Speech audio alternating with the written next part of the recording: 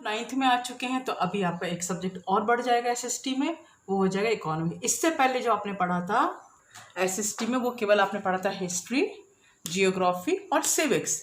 But अभी civics जो है वो पॉलिटिकल साइंस के नाम से जाना जाएगा, ठीक है, पॉलिटिकल साइंस के नाम से जाना जाएगा।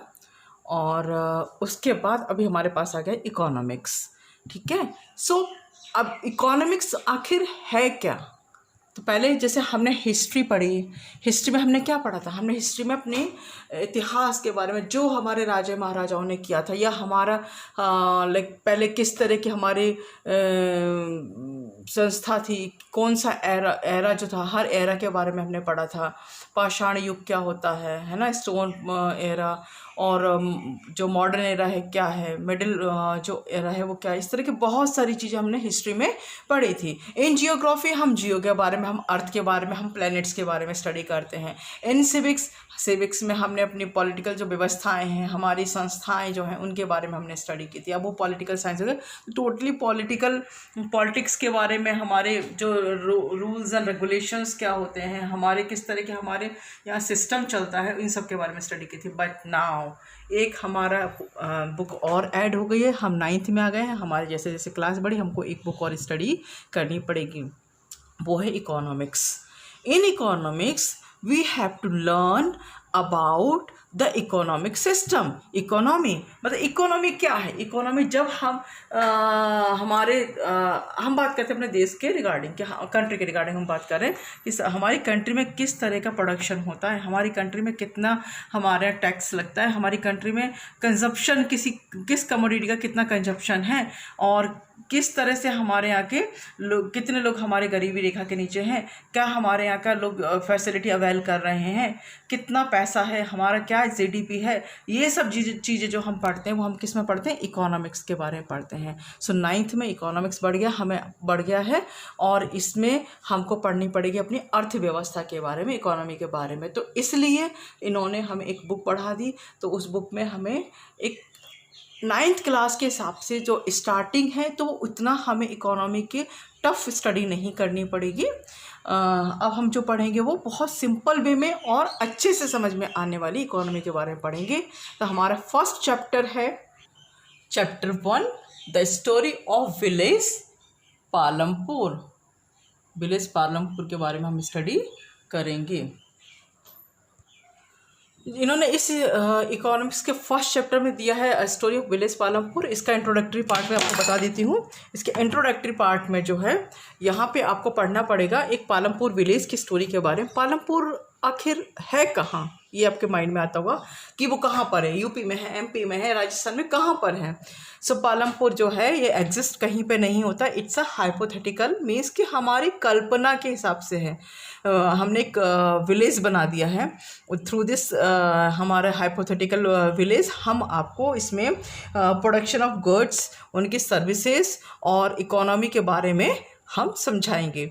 सो ये पालमपुर विलेज जो है ये हाइपोथेटिकल विलेज है, रियल में कहीं नहीं है। तो ये मत सोचे कि कहीं पर है और हम हो सकता है वहाँ पे जाके देखें कि कैसा है ये गांव। नहीं, ये जस्ट एक आपको इस चैप्टर को, इकोनॉमिक्स चैप्टर को क्लियर करने के लिए, इसको समझाने के लिए हमने कि इस तरह का हाइपोथेटिकल विलेज को कंस्ट्रक्ट किया है। अब इस विलेज में जो है मेन जो एक्टिविटी होती है वो है फार्मिंग।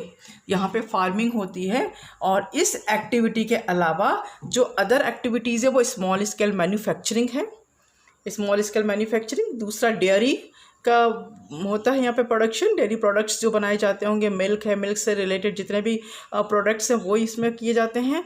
और नेक्स्ट है ट्रांसपोर्टेशन, तो ट्रांसपोर्ट की भी एक्टिविटी इसमें होती है, और भी इसके अलावा छोटे मोटे बहुत सारे हमारे एक्टिविटीज़ होती हैं। सो इस तरह से इस स्टोरी के द्वारा, इस पालमपुर स्टोरी के द्वारा हम समझ सकते हैं about the various resources combined to produce the desired goods and services in the village.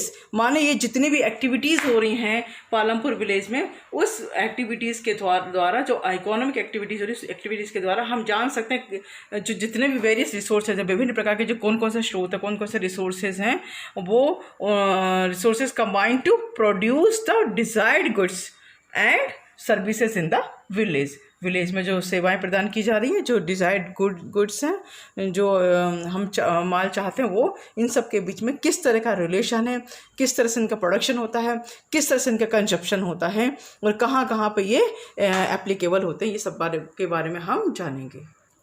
अब जो विलेज है, उस विलेज में the village has about 450 families belonging to several different caste. माने टोटल पॉपुलेशन जो है 450 है उस विलेज की, 450 फैमिलीज़ में रिसाइड करती हैं, और 450 फैमिलीज़ में जो कि सेवरल डिफरेंट कास्ट की हैं, कई सारे इसमें कास्ट हैं 450 फैमिलीज़ के, और 80 upper caste family on the majority of the land in the village. Means कि 450 फैमिलीज़ में से 80 अपर कास्ट फैमिलीज़ वो हैं जिन्होंने उस विलेज के जो मेजॉरिटी ऑफ लैंड को अपने एक्चुअली पास रखा हुआ है। मीन्स कि ये आपने नॉर्मल में भी देखा होगा कि जो अपर कास्ट है वो उस पर्टिकुलर विलेज या उस पर्टिकुलर प्लेस का जो ऊंचे कास्ट के लोग होते हैं वो अपना कब्जा बनाए हुए होते हैं। सो लाइकवाइज हियर जो 80 अपर कास्ट जो फैमिलीज है उनके घर भी काफ़ी बड़े होते हैं, और उनको अदर फैसिलिटीज़ भी उनके पास होती हैं, और उनके हाउसेस भी पक्के हाउसेस होते हैं। और जो लोअर कास्ट हैं, एसीज हैं, उनकी फैमिलीज़ जो हैं वो रिसाइड करती हैं बहुत छोटे से घर में, और comprising 1/3 of population and lived in one corner of the village के एक कॉर्नर में वो रिसाइड करती हैं, और उनके जो हाउसेस होते हैं वो स्मॉलर होते हैं comparison to upper caste families, और मड एंड स्ट्रॉ से उनके घर बने होते हैं। सो इस तरह की फैमिलीज़ जो हैं वो विलेज के कॉर्नर में रहती हैं।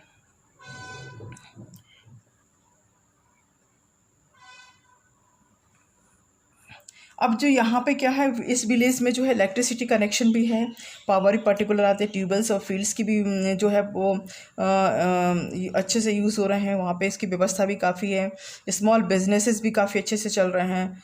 2 प्राइमरी स्कूल्स हैं एंड हाई स्कूल्स हैं एक, और there is a primary health centre also running by the government जो है वो प्राइमरी हेल्थ सेंटर भी वहाँ पे रन कर रही है। अब आती है हमारी बात की ऑर्गेनाइजेशन ऑफ प्रोडक्शन के लिए हमारा जो ऑर्गेनाइजेशन है, जो हमारा एक ढांचा है, वो क्या होना चाहिए। सो जब भी हम कोई प्रोडक्शन करेंगे तो उस प्रोडक्शन के लिए हमें जो प्रोड्यूस करना है तो हमें गुड्स एंड सर्विस प्रोड्यूस करना होता है, हमें माल, हमें कमोडिटीज़, हमें गुड्स को प्रोड्यूस करना होता है, हमें सर्विसेज प्रोड्यूस करनी होती है। तो उसके लिए हमें क्या क्या रिक्वायरमेंट्स होती है, हमें क्या क्या चीज़ों की ज़रूरत होती है कोई प्रोडक्शन करने के लिए। सो फर्स्ट आता है लैंड। सबसे पहले चीज़ तो है कि हमें एक लैंड होना चाहिए, एक पर्टिकुलर एरिया होना चाहिए जिसमें हम अपना प्रोडक्शन स्टार्ट करेंगे। और नंबर 2 अदर नेचुरल रिसोर्सेज में आ जाएंगे आपके वाटर है, फॉरेस्ट्स हैं, मिनरल्स हैं, जो उसमें मान लो जो मिनरल्स यूज़ होने होंगे, जो फॉरेस्ट है, कई बार हमें ट्रीज़ की ज़रूरत पड़ती है, समटाइम्स भी जो फॉरेस्ट प्रोडक्ट्स हैं वो हमें प्रोडक्शन में लेने होते हैं। तो इन नेचुरल रिसोर्सेज की भी ज़रूरत पड़ती है और लैंड्स की भी ज़रूरत पड़ती है। पहला जो है हमारा रिक्वायरमेंट यही है। The second requirement is labour.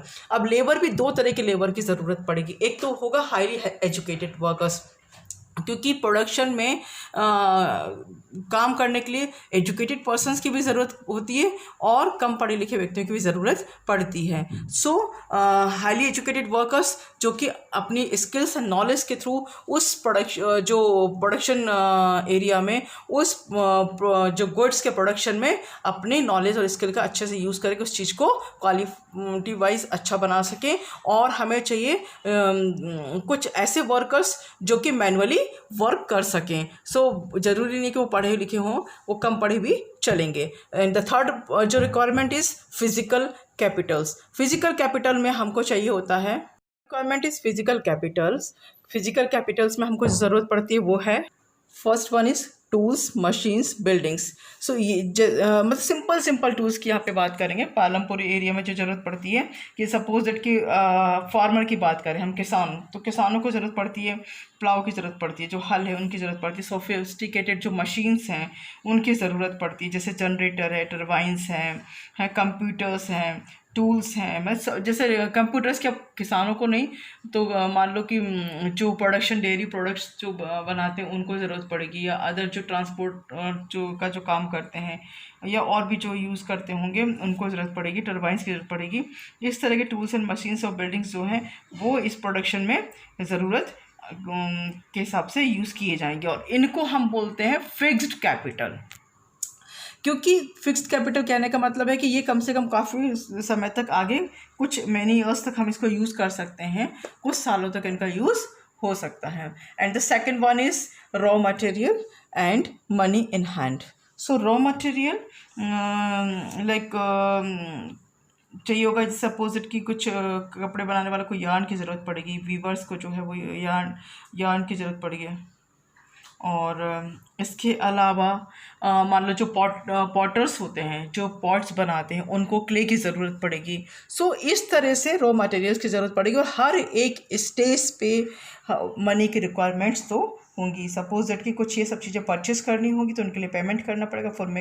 To make payments हमको जो मनी की ज़रूरत भी पड़ेगी। इनको हम कहते हैं वर्किंग कैपिटल्स। ये किस में आएंगे? First one is fixed capital and the second one is working capital. हमारी फोर्थ रिक्वायरमेंट्स है ह्यूमन कैपिटल। फोर्थ रिक्वायरमेंट क्या है हमारी? Human capital. जो लेबर, लैंड एंड जो फिजिकल कैपिटल है ना, इनको लेके जो अपनी नॉलेज के द्वारा, जो एंटरप्राइज के द्वारा, सपोज दैट कि कोई हमें ऐसे लोग चाहिए जिनमें इतना करेज हो, जिनमें इतना लाइक कैपेबिलिटी हो कि वो इन सब चीज़ों को मिला के एक अच्छा प्रोडक्शन दे सके। सो अपने स्किल और अपने नॉलेज के आधार पे वो इसको अच्छे से प्रोडक्शन कर सके, जो आउटपुट है वो हमारा अच्छा हो सके। इसके लिए हमें किसकी ज़रूरत पड़ेगी? ह्यूमन कैपिटल की। सो अभी तक जो हमने पढ़ा कि हमें जो है fixed capital, lands, labour and fixed capital जो है प्रोडक्शन के लिए यूज़ करना है। सो इसके द्वारा जो हमारा ऑर्गेनाइज्ड वे में, कंबाइंड वे में land, labour, physical Capitals and human Capitals, ये सब जो मिलकर हमें अच्छा प्रोडक्शन प्रदान कर सकें। और कोई भी जो है प्रोडक्शन जो है वो ऑर्गेनाइज्ड वे में तब अच्छे से हो सकता है, बहुत अच्छे से तब हो सकता है जबकि जो अगर हमने लैंड्स को, लेबर को, फिजिकल कैपिटल को और ह्यूमन कैपिटल को अगर अच्छे ऑर्गेनाइज्ड वे में यूज़ किया, अच्छे से किया, तो हमारा जो प्रोडक्शन है वो भी द बेस्ट होगा। ये वीडियो मेरा यहीं तक है। इसके नेक्स्ट पार्ट के लिए हम अगले वीडियो के लिए जाएंगे, पार्ट 2। और आपने अगर अभी तक मेरे चैनल को सब्सक्राइब नहीं किया है तो स्टूडेंट्स उसको सब्सक्राइब ज़रूर करिए, आपको नेक्स्ट वीडियो इजीली अवेलेबल हो, आपको पूरा चैप्टर अच्छे से समझ में आए। सो उसको आप ज़रूर सब्सक्राइब करिए, लाइक भी करिए। Thank you.